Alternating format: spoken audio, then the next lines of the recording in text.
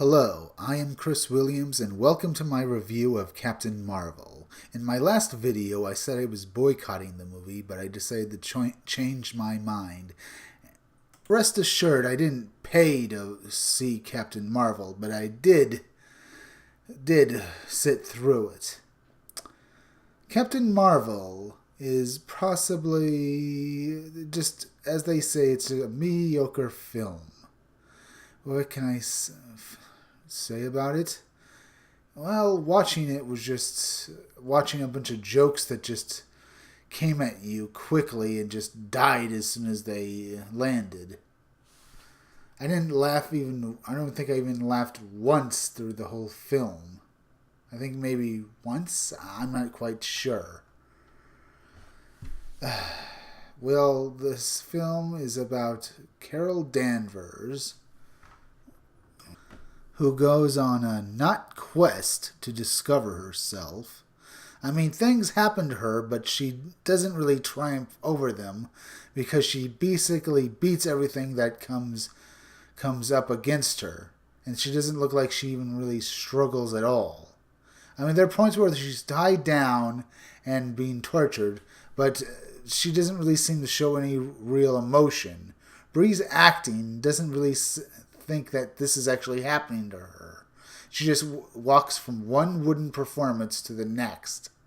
When she goes up against someone, she's fighting someone she's vastly stronger than, but they somehow manage to hold her down and try to bash her around, but nothing they do actually hurts her, and they just exist to be punching bags from when she unleashes her real strength.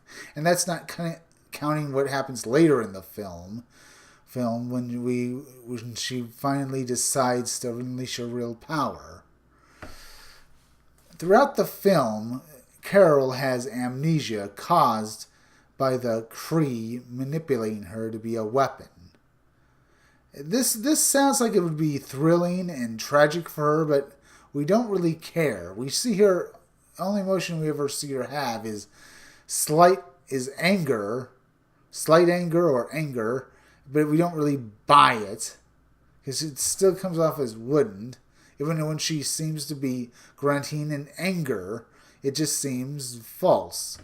We don't really see any happiness. We see her smile, but it just comes off as false. All in all, these are things that would happen to people, but she doesn't really respond as a person. She has this coy, superior smile throughout it. Like in this picture here, you don't really buy it. Is she supposed to be angry or confident? No, we see this and we look at the eyes and there just doesn't appear to be anything behind it.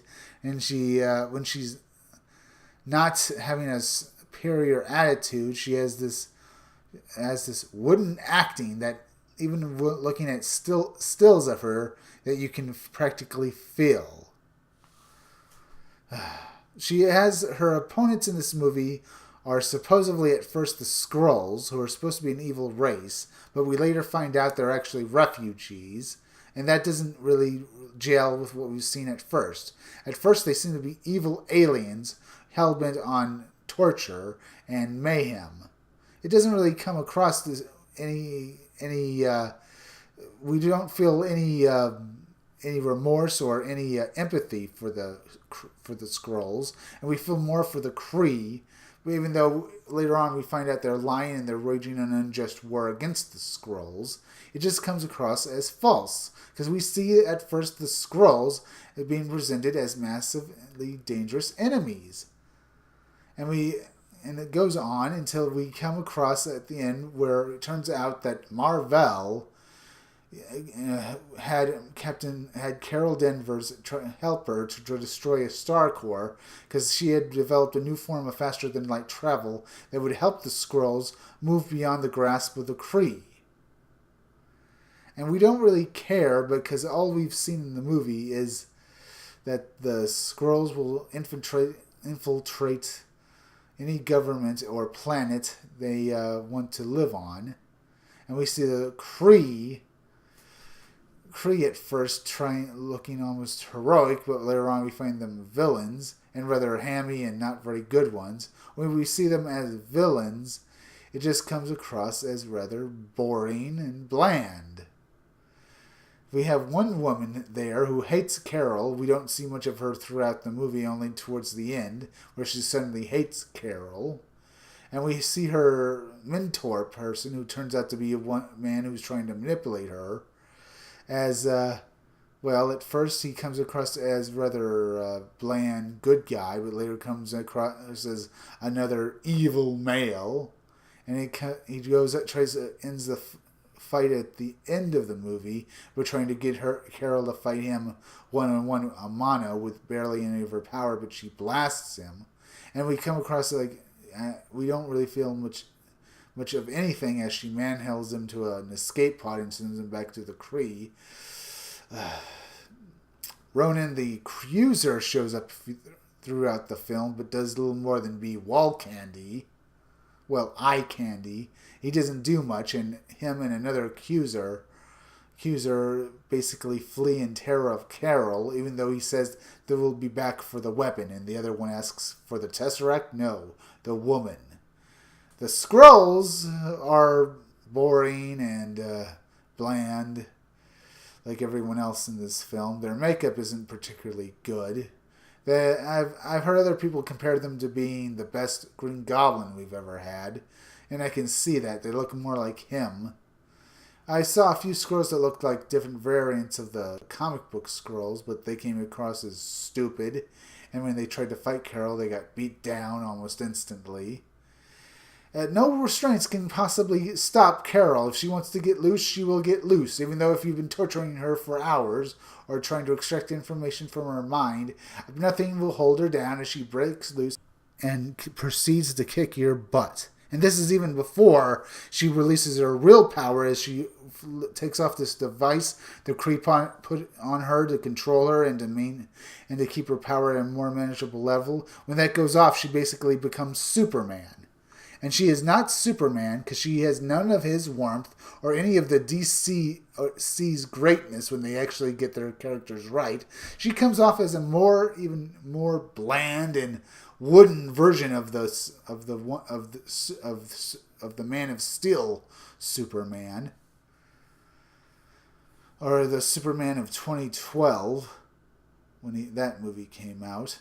She comes across as not human and as a swarmy little person who isn't even fit to be in this movie, let alone be in Endgame. And when the movie ends, we have a couple of credit scenes that massively change everything.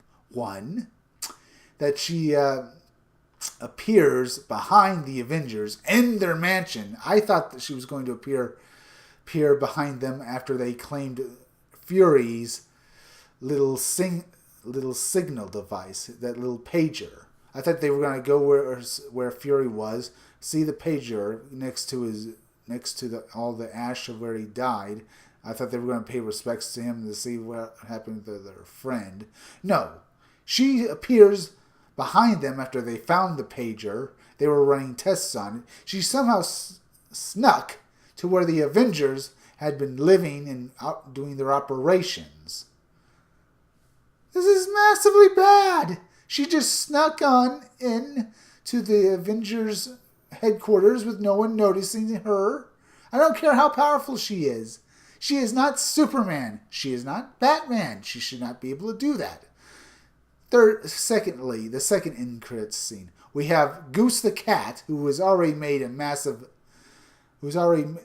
everyone hate him for what he's already done, barfs up the Tesseract onto Fury's desk, thus connecting it to the next Avengers film, to the first Avengers film, and to Captain America. What happened to how SHIELD got the Tesseract back?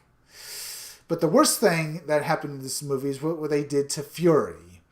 One, they had his eye scratched out, taken out, put out, in the most idiotic manner imaginable. They had the cat Goose, who turns out to be an alien known as a flukel, claw out his eye.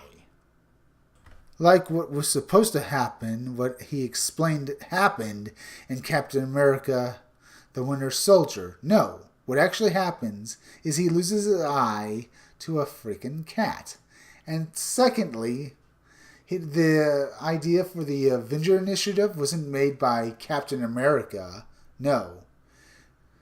The Avenger Initiative was inspired by Carol Danvers' call sign, which was Avengers. The special effects at the end of the movie are horrible. Throughout the movie, they were decent and bland, but at the end of it, as other people have said, it totally ruins the entire experience. The special effects are horrible. We just see Carol glowing like it's the kind of a special effects you can do at home with your own editing software. And after it's all said and done, it just ends with Carol and the squirrels flying off in space after having dinner at Monica Rambeau's house. It ends, and you don't feel very good. And then we see the 2 credit scenes, and it just makes you feel worse. Well, this has been my review of Captain Mar-vell. And I have to say, if you want to go see it, fine. It's a bland experience, but it's a not a good or great movie. It's just a 5. Just middle of the road, boring as hell. But at least it's not anything really truly terrible, except for the special effects at the end, and it gets a little hammy when and then the ending is bad. But it doesn't make it any more than a bland movie. Thank you. If you want to leave a comment below, subscribe, and leave a like. I'll see you all again. Thank you.